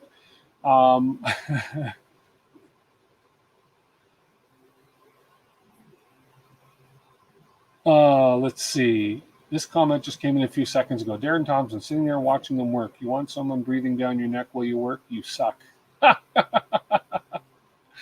Oh, Lord. Too funny. Too funny. Anyways, let's get this on the big camera, see how we're looking. So other than the sound, everybody okay with the camera views that I've done so far? Because this is just a brand new setup for me. So we'll just recap. We have the main camera here, which is basically showing off the entire workbench area. I used to sit back there, which I probably still will in some streams, sit back over here. Then we have our side camera on the bench, which I can actually move around a little bit. My monitor is right here that I'm reading from. So I've run a third monitor because we have the two back here. Fortunately, I had a spare monitor at the office I brought home for this. So this is a nice sort of view of the build. Then we have the close-up camera, of course. This beautiful, awesome close-up camera. I know Tripod has one of these. And then we have the overhead camera, which I haven't used much other than for the unboxing today, but we have my overhead camera, which is right up here. Right up there. I don't know if I'd use that overhead camera view so much. But anyways. And then I've got my camera and camera views, which is this one with the close-up. This one with the side camera, which is two of me, which is too many of me. Trust me. And then this one with the overhead camera and the main view. So, yeah. Whoops, don't want that one. That's too many of me, I said. Do this one with the close-up. Our print is 82% finished, so we're almost done the print. And we can have a good look at it.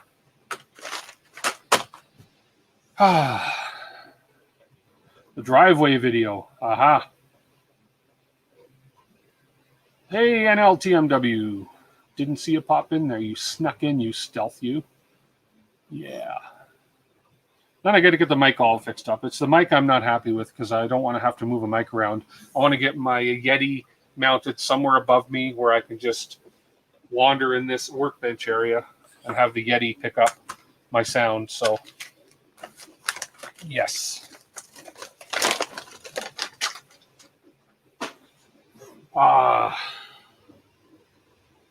It's the sound of beauty. 3 printers going at once.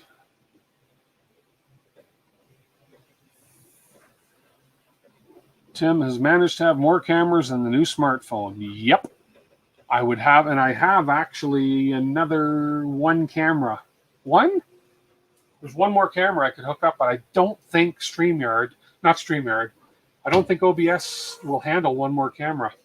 One thing I found with the cameras that's interesting is if I plug them directly into the back of the computer, not a problem. If I start using USB hubs to plug the cameras in, that's when I run into issues, and I don't know why. I don't know enough about PCs and all that stuff to know why there would be an issue with USB hubs not recognizing the cameras. But when I use extensions, USB extension cords, and plug them directly into the back of the PC, which is right there, that little red light that looks like it's on fire, that's just the back of the PC. That's just the fancy light that's on the graphic card that you're seeing there. But that has 1, 2, 3, 4, 5, 6 USB ports on the back. So as long as they're plugged directly in there, OSB recognizes them as cameras instantly. But if I start using USB hubs, like I have a couple hubs on my workbench here, if I start running them to the hubs, then they're not showing up in OSB, and I don't know why yet, and I'll figure that out. But I think there's enough right now. Are they powered hubs? No, and maybe that's the issue. They're not powered hubs. Although this camera right here, this camera is on one of those hubs, not a powered hub, but it's working. But if I plug a second camera into this hub, it won't work. So, yeah, I'm a little bit, maybe 2 cameras is drawing too much power from the hub. Again, my knowledge of PCs and stuff like that is So that's what you guys are there for. Maybe less power or splitting bandwidth. Bus. So I got to take a bus to buy something, is what you're saying? I have no idea. I know bus has something to do with plugging things in. But maybe powered hubs is the issue. Cameras are power hungry. So, okay, so maybe if I get a powered USB hub, it would work. Or maybe I can wire some power into this hub just by... No, I'm kidding.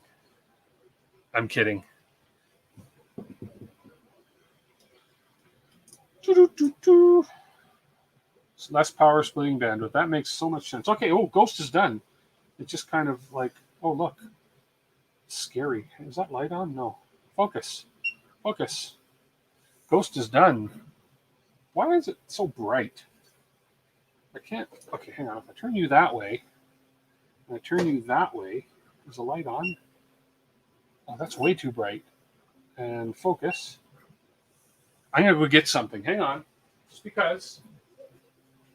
Where did I put them? Okay, I haven't used one of these yet. I gave one of these away on my giveaway. But I haven't used one yet, so I'm going to see what it's like. I haven't even opened this. It is the BuildTak spatula for removing prints. Dun, dun, dun, dun. I can't even open the box. How am I supposed to? Oh, maybe that's why. Ooh. Ninja. Aha. Okay, let's come to the side view. Enough of my toying around. So with this, I should be able to go. Oops. Glass is coming right off. Come on. I know, I should let it cool down a bit first. Come on. It's a cute little ghost keychain. No. That's a good thing. Okay, so plus about this carbidium, I think it's called carbidium glass. It'll pop off. Yeah, I know, and I don't want to scratch the bed. Great thing about this carbidium glass is that prints stick really well to it. Based on experience on my Ender 3 V2s, I have found that some of it's great when it cools off, pieces just fall off. Some of them, the pieces you still have to pry off. Let's pop it off the heat plate here just to help it cool off a little bit. My workbench is chilly, so this will help it cool down a little bit. I can grab the skirt and pop the skirt off. I can give that cute little ghost keychain to Ethan. Oops, wrong camera. That's a cute little ghost keychain. I'll give that to Ethan or Maria. Are you still on, Maria? Would Ethan want a nice cute ghost keychain?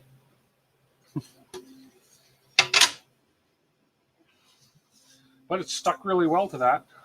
But yeah, it's not cooled off yet. But I think for my next print, I will throw on the PEI magnetic flexible build plate because that print would be off by now. Carborundum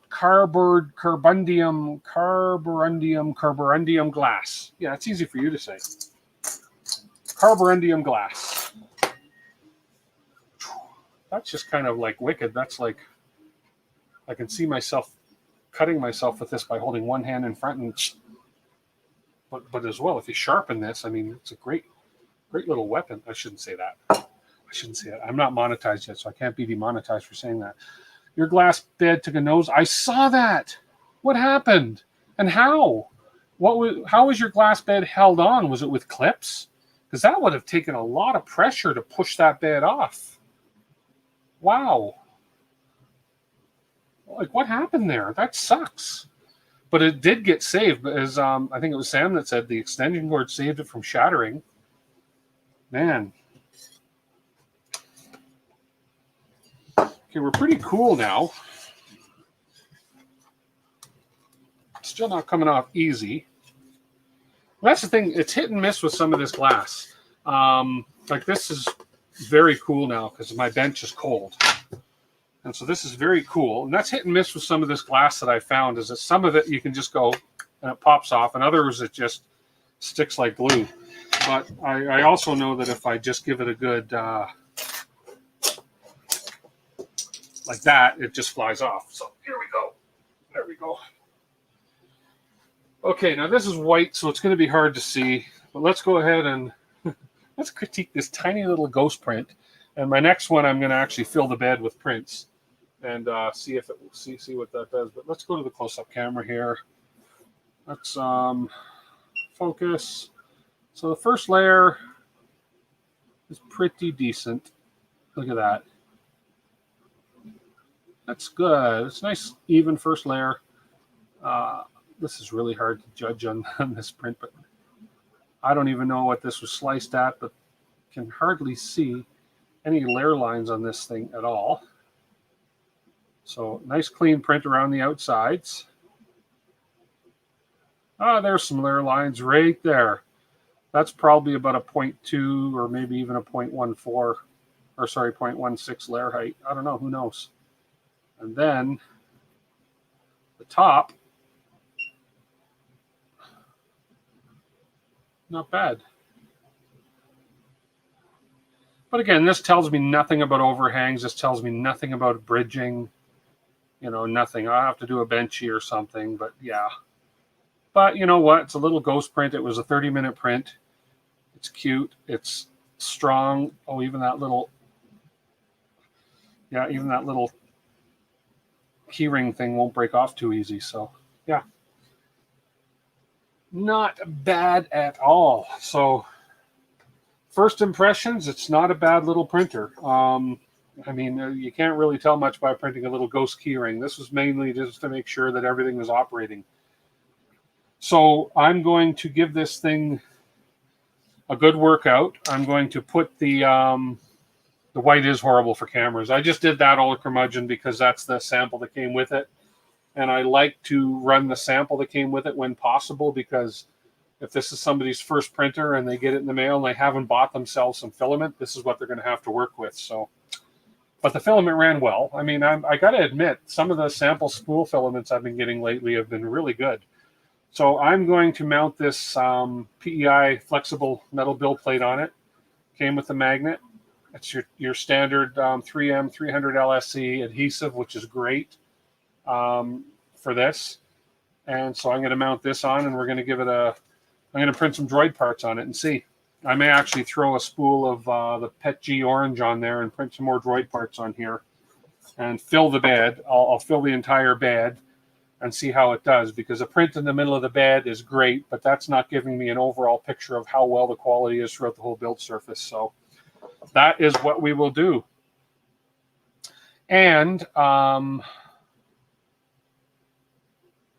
just want to see, you like how the filament comes off of the cute little spool. Comes in a cute little spool. Yeah. Well, I prefer that than, hang on, right here. That's the other option. Is that's usually what you get for a sample filament, is something like this. I prefer this. And Creality has started doing this now. The last sample spool I got from Creality was actually a 500 gram spool, and it was really good filament. I mean, it printed really well. So, yep. So they've gotten a little bit better. You'd like to try it sometime. Or Autopilot and Dr. Mix make it look fun. Who? Autopilot and Dr. Mix. Yeah. Yep. Yep. No, and I agree with you there, old curmudgeon. That's why, especially when I had a bed like this, the orange filament would have been great. But anyways, that's the build of that. The build was pretty quick. The build was very easy. I'm going to just look into some cable management a little bit under here, because I'm still not completely happy with the way this heat cable, like I'll show you again for those of you who didn't see it first. If you look right down here, that belt you're seeing, if I get this focused, there we go. This belt you're seeing right here, let's get some light. Whoops. There we go. This belt you're seeing right here, that is your ZZ, whatever you want to call it, your Z-axis timing belt, which is coming out from on both sides. It's coming on the bottom of the stepper motors that are running the Z rods. Okay, so that's the timing belt on the bottom. When this bed goes so far back, the cables encasing the heat cables and that are actually touching that belt right down here. So it doesn't happen. So as soon as that bed comes forward, it's not making contact with those belts. But still, if I have a printing up this way, you can see that it's making contact with that belt a little bit. Okay, so I don't necessarily like that. I think that's a little bit of a wiring flaw, but I think I can fix that possibly. I can't snug this back up because it's going to limit the movement of the bed. So I don't know what I'm going to do with that yet. Now, possibly just tying that just like this to this extrusion will work, because that's going to keep that off of that belt. So maybe that's all I need is a zip tie right here just to keep that off of there. So yeah, that's sort of the only flaw that I see right out of the box without any instructions on how to fix that. So so far not bad. It's a really cool looking printer. It's different. As I say, the rigidity of it is great. We got 20/20 extrusions top and bottom to form this really solid square frame, extremely solid frame. And then we got 20/40 extrusions on the bottom for the bed, holding the bed in. Yeah, and I haven't taken this cover off yet. Maybe for next Sunday stream, that's what I'll do, unless one of my other printers shows up. And I also want to get the Octopi with the camera up and running on this, and the good old whatever this does, the auto shutdown kit. Now, my good friend Brian Baker said this goes between the main power supply and the motherboard. So we'll read up the instructions on the auto shutdown kit. Maybe that's what I'll do for the stream next week, is do these modifications that came with this thing, the Octo print and the auto shutdown kit, and we can do it together, because I know I'm going to need a little bit of help with the Octopi. I've never used it before. So in the meantime, I will do some prints, full bed prints in some orange Pet G, because I really want to get some robot parts going. And that's it. That's all. So overall, I'm happy with this. And nice looking printer, different, very nice looking, and it's not taking up as much room as I thought. They have a larger version of this. They have a bigger build plate size. This one is where's my measure? I believe this is a 220. No, it's bigger than that. How big is this? I don't even know where my tape measure is, guys. Jeez. I've moved so many things around. I'm over here. There it is. There it is. So the bed size on this thing is 245, 260. 245 by 260. They have a bigger one that's available, and they also are working on a IDEX version of this printer as well. I think it's out. You can get an IDEX version. It's either out or it's close to being out. So, but you know, I got this thing, as I say, on Kickstarter, half of what it's retailing for now, less than half of what it's retailing for now. I'm happy with it. I'm going to give it a good workout. It may end up being a really good printer to work with, but I want to print some bigger parts and fill the bed before I make that determination. So with that said, I think we're going to call it a close. And that's it. Thank you guys for hanging out with me. And please hit that like button if you haven't. If you're new here, and I did recognize, I did see a few new names in there, hit that subscribe button down here. I appreciate that. And I appreciate everything everybody has, all the support you guys have been in the last little while. So I am going to call a close to this and say, have a wonderful week, everybody. Thank you for joining me. If you have any questions, you can always get a hold of me. My email is DWIT3dcanada@gmail.com. That's how you can get a hold of me, or leave the comments below. But yeah, I'd love to hear from you guys. If you have any questions, comments, anything you want to see, or if you have any ideas for, you know, how I should proceed with the Octoprint and so forth for this printer. But in the meantime, thank you for joining me tonight. Everybody have a wonderful week. And until I see you next time, you have a great week and happy printing, okay? Thanks so much, guys. Talk to you soon. Bye-bye.